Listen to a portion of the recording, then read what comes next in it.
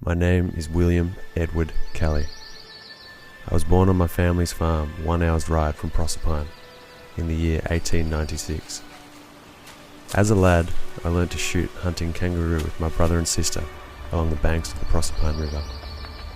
My father told me that from the moment I picked up a rifle, I was the best shot he'd ever known.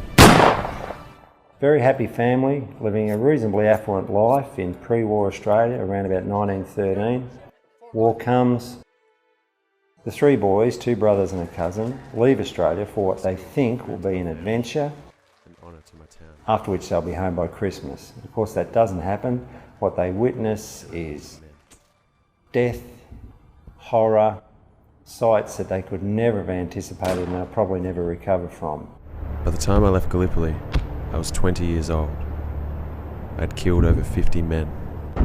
This is the first time we'd shot on red, so beyond all those ironing out all those sort of issues, getting that learning curve happening, because Fragile Films is such a small core team, we tend to outsource all our visual effects. And so our biggest challenge with doing the post-production on this film was compatibility. You tend to have a large range of people and artists using different software applications, even different operating systems. More often than not, I would call up one of our visual effects artists and say, hey, this shot's not looking right.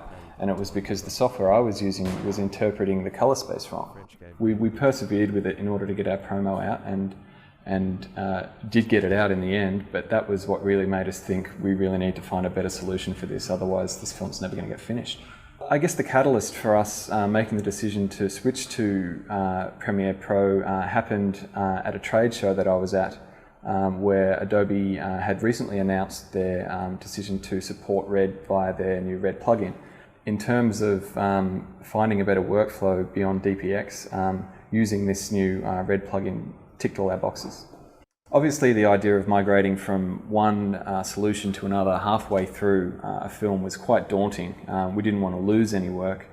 So the actual migration process from our previous solution to Adobe CS4 at the time was considerably painless. I thought it was going to be a lot more work than it was. So once we had adopted CS4 into our workflow, pretty much all of the issues that we'd had prior in terms of compatibility went straight out the window. We were editing directly with our source material as opposed to editing with proxies. We didn't have any issues with formatting problems between sending information back and forth through artists. I certainly found a massive performance increase going from our original NLE to CS4. Just in general working and editing, the hardware hadn't changed. It was still the same machine, but just choosing a different NLE was able to make us work so much faster. So we were able to do our tests in CS5 to make sure that everything was going to translate okay. And then once we were happy that it was all working, we moved straight into CS5.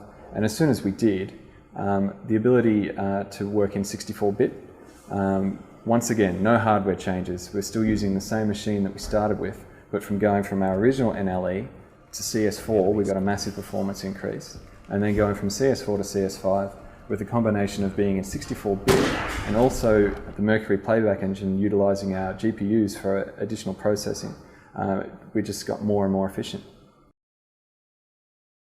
Well, it was the first time that I'd worked in depth with Red footage. I knew what the Red was capable of. It has the 4K resolution.